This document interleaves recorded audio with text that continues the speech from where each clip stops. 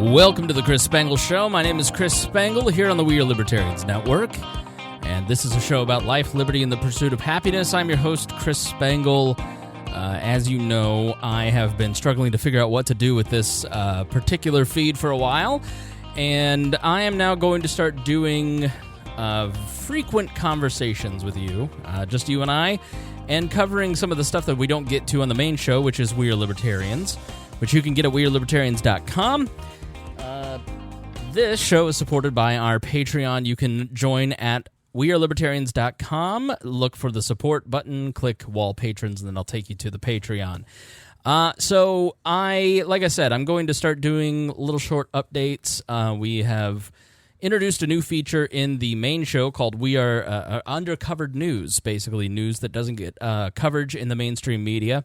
And we're going to start doing that in every episode of We Are Libertarians, but all those other articles that we don't get to, we're going to put here on the Chris Spangle Show. So make sure that you subscribe to the feed and follow us there. I was just at the gym, and I hadn't decided that I was going to do this yet, but I was so pissed off when I was at the gym that I was like, you know what, I need to type a strongly worded status, and I thought, nobody reads statuses, nobody reads your Facebook comments. Why don't you do a podcast where people can actually absorb the information and put your content there? So that is what I'm doing. So some of the most sanctimonious BS is taking place on the pages of editorial sites all across the nation and at newspapers. And it is a stunning lack of self-awareness by journalists. So if you don't know, I have been around and in media and politics and journalism for about 15 years now. So I started out at a local news talk station where I worked as a reporter, and got to know a lot of my local reporter friends. I worked, here in Indiana in 2008. A lot of national reporters came through, same in 2012 and 2016, as Indiana has sometimes mattered in the political process. And, then went on to work for a political party, so you're on the other side of the fence, and now I work in radio, and obviously have built up a media company in We Are Libertarians. And what I have learned about journalists are always very nice people. They're not the enemy of the people, so I want to make that clear. I look at what Donald Trump does sometimes in the way that he talks about journalists, and it's total demagoguery. And he's using the free, quote-unquote, press as a weapon to get away with pretty much whatever he wants. And it's pretty insidious. It's not right. But at the same time, the media has done things that have turned them into punching bags. And so sometimes I don't have a lot of sympathy for them. And I think today is one of those days. So this is from The Hill. At least 100 newspapers sign up to publish editorials targeting Trump. The Boston Globe has enlisted more than 100 newspapers from across the country to publish editorials fighting back against President Trump's repeated attacks on the media. So they published all these sanctimonious articles. The Boston Globe, I'll read that to you in just a moment, but there is a sense amongst journalists that they are the next Woodward and Bernstein. Even if you go and talk to your local newspaper reporter who works, growing up there was the Hendricks County Flyer, which covered this donut county of Indianapolis and, a county of, a few 100,000 people, and it was a very small newspaper. My ex-wife worked for them. And what you get when you talk to even those level, they all think that they're the next Woodward and Bernstein. So there is an arrogance that comes along with this particular job. People who have massive student loan debts, who make roughly $30,000 a year if they're lucky, have to find some reason not to be miserable and end up hanging in a closet. And so saving the Republic seems like it's probably a fairly good reason. Now, the press is important, but often they are not doing the actual work that needs to be done that actually saves the Republic. They're repeating just talking points. For instance, your local news, if you watch your local television news, you're having your intelligence insulted. And that's because they only take the police reports that are filed by public information officers at local police departments and then turn that into news. And that's because it would take resources to actually do any other kind of reporting. And that has extended all the way up to the bigger news outlets. And so now there's a phenomenon of turning tweets into news. You know, like Ruby Rose, for instance, who is scheduled to play Batwoman, was not gay enough and not intersectional enough to play this character, and, you know, probably 10,000 people were pissed off on Twitter, and all of a sudden it's a major news story. It's not a news story at all. It's a tweet, but they have so few resources that they have to find some reason to justify their job, so they start turning to tweets as if it's real news. You know, and Jim Acosta, he is the, if Donald Trump is the avatar of American politics and how it actually operates, you know, Acosta is just the avatar of how that guy is lurking in every media member that I've really worked with, political reporters anyways. So they all think they're saving the Republic. They're not saving the Republic. They're reporting about Ruby Rose. Ruby Rose not being gay enough. So the Boston Globe article, and there's some really good points in here. It says the central pillar of President Trump's politics is a sustained assault on the free press. Journalists are not classified as fellow Americans, but rather the enemy of the people. This relentless assault on the free press has dangerous consequences. And I agree with that. I 100% agree with that. When you start eroding the norms that hold a society together, bad things happen. Go read The Storm Before the Storm by Mike Duncan about the end of the Roman Republic, and you see the importance of mos maiorum and cultural and political norms and how important they are at holding things together. But what the Washington crowd, what the John McCains of the world don't understand is that their behavior helped erode some of those, especially things like Iraq. You know, Iraq is the big black eye on the press, and anybody who was against the Iraq war was an enemy of America. And the press, in many ways, treated people who were against the war as an absolute enemy. So, we asked editorial boards from around the country, liberal and conservative, large and small, to join us today to address this fundamental threat in their own words. Replacing a free media with a state-run media has always been the first order of business for any corrupt regime taking over a country. First of all, where has Donald Trump proposed that he's going to put together a state-run media? Now, if he had the opportunity, he 100% would. But the closest thing was Breitbart. And Steve Bannon didn't even make it in the White House. This guy can't run his own life, let alone a state-run media. He is not Joseph Stalin. So the hyperbole in this is already off to the races. Today in the United States, we have a president who has created a mantra that members of the media who do not blatantly support the policies of the current administration are the enemy of the people. He says exactly how people like Barack Obama and George Bush treated the media. Plain and simple. Like, that's the thing, that's the crazy thing about the reaction to Trump, is that if anyone had paid attention over the last few administrations, Donald Trump's attitudes are just put in more coarse language, but they're the same attitudes as the ruling class. This is one of the many lies that have been thrown out by this president, much like an old charlatan threw out magic dust on water on a hopeful crowd. You know, you watch these rallies, and I was actually in the press box at one rally when he turned around and said, "Look at this media, look at these, they're terrible, they're all horrible." And I'm sitting next to Rob Kendall, who will be here next week, who was in the press box wearing a "Make America Great Again" hat. And so people turned around to boo the media, and they just had no idea. They went apoplectic. They had no idea how to handle the situation, and the press was just hysterical that Rob was in the press. I thought it was pretty classless of Rob, to be honest. You just, like, I wasn't a delegate to the National Libertarian Convention. I am a libertarian, but I didn't think that if you're covering it, you should have skin in the game. And so journalists object to having this new media that they have to compete with. The opinion journalists like Rob, who has a very definite pro-Trump stance, they hate having to deal with that person because they're not above it all. But when he does that, people turn around and they start booing you with smiles on their faces. It's like it's a game. And I know the slippery slope argument.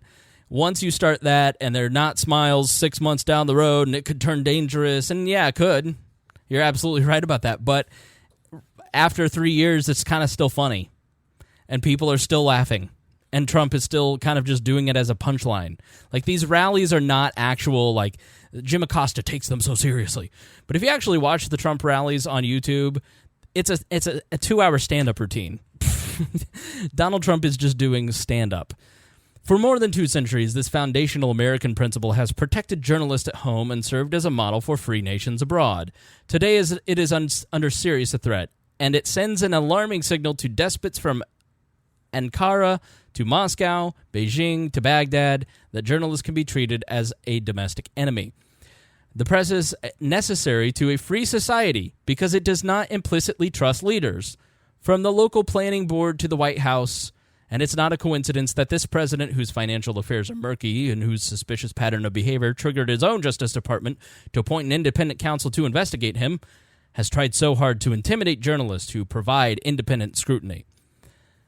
I would love them to have written the same thing about Alex Jones. The press is necessary to a free society because it does not implicitly trust leaders. So that is why we stand today with Alex Jones, as he questions literally everything under the sun. But they don't want that. If you were to poll journalists and they couldn't be identified, I would bet you 75% of them would be in favor of licensing journalists. They absolutely hate the fact that you and I have a publish button, and we have like 10 of them at our disposal.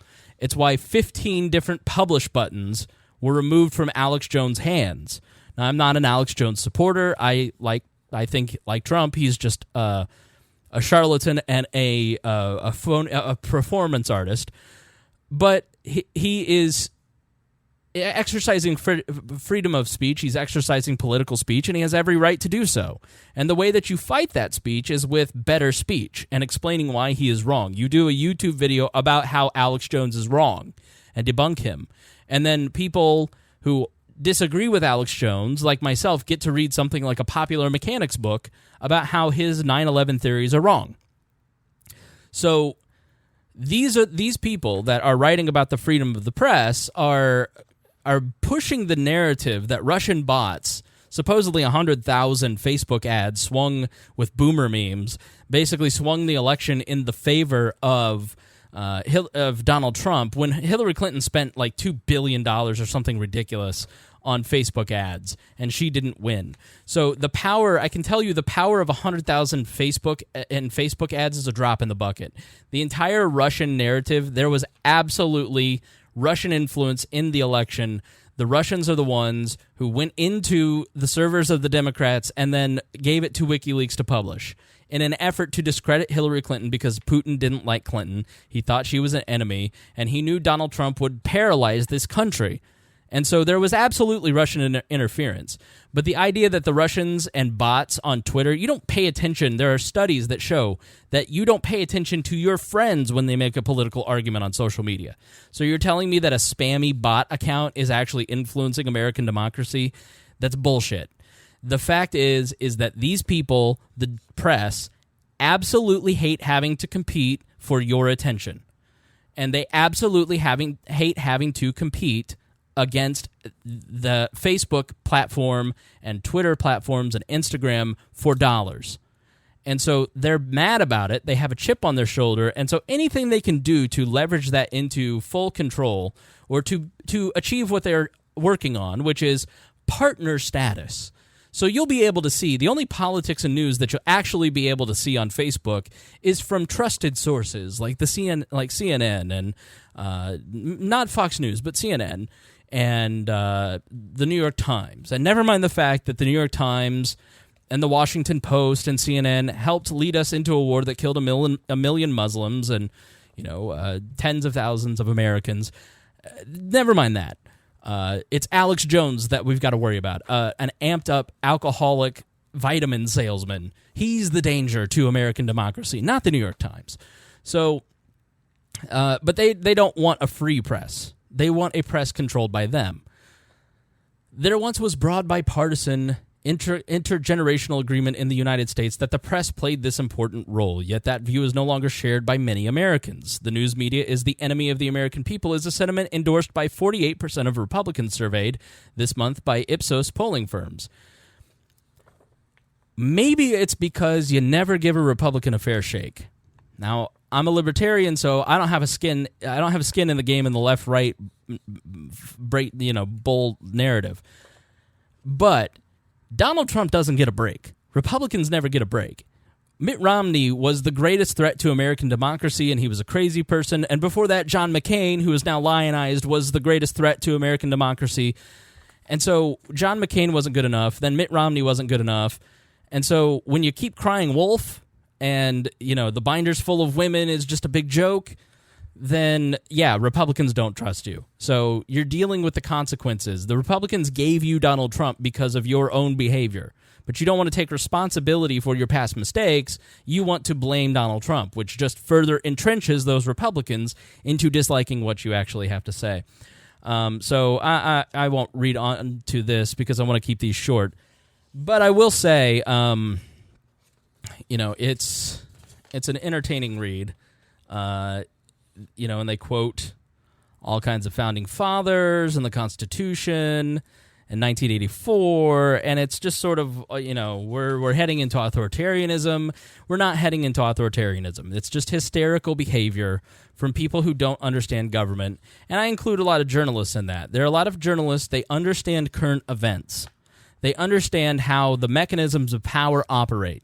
They understand the important power players of the moment, but they don't understand anything from law to ideology to philosophy or sociology or psychology. They understand what they cover, but they don't understand legal mechanisms a lot of times unless they're, like David K. Johnston, I really respect. I think he's a tremendous journalist, for instance. He's written a couple books about Trump. He's written several great books like Free Lunch, and he was the tax reporter for the New York Times, and he really understands what he covers. So, Radley Balco really understands the criminal justice system, and he works for the Washington Post. So there are journalists who understand what they cover, but your average political reporter who works for The Hill or Politico, they don't quite understand the law, right? Especially TV reporters. TV reporters, if you're watching television news, you're having your intelligence insulted. So we are not slipping into a tyrannical government. The American system is incredibly durable. And even when Donald Trump gets a ruling for something like the Muslim ban, the first couple Muslim bans got blocked, the administration, the power that he may be at the top, but he's fairly still kind of isolated from how things actually operate. So when something like the Muslim ban, for instance, it doesn't go his way, the administration still carries out what the law and the judge says they're supposed to do. So those little things kind of show you that we're not slipping into tyranny. This is not slipping into 1984. The bigger danger of us slipping into 1984 is to completely eradicate certain strains of thought from the public sphere, and you have to create an environment of free speech. You either support free speech or you don't.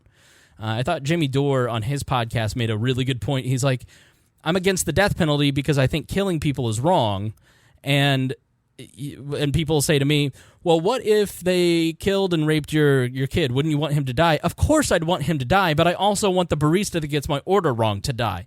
But it's not up to me to sentence other people to death. And you have to be the same way about free speech. You have to be an absolutist on free speech, because once that starts to erode, then a lot of other things start to erode. Things like gun rights start to erode. Things like the Fourth Amendment start to erode. And so we have to have our values in place, because if we accept these major companies censoring people, then it creates an environment that allows government censorship. For instance, Alex Jones had his flagship station. The FCC pulled his license on that radio station today. That is a government action taking away somebody's ability to speak freely. And there's already legislation by Mark Warner moving through the Senate trying to regulate these companies to protect us from Russians.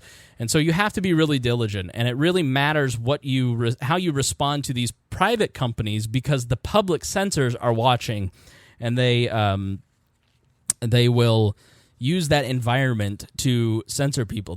People want to control other people, and if you don't want to be controlled, you have to fight anybody who wants to control you. You have to speak up against anyone that will control you, be it private company or public official. And I would also add, the hypocrisy of this is that, there hasn't been a journalist jailed under Donald Trump yet. But, not excusing his language, but there hasn't been a journalist jailed. That wasn't the case for James Risen. That wasn't the case for several different journalists under Barack Obama.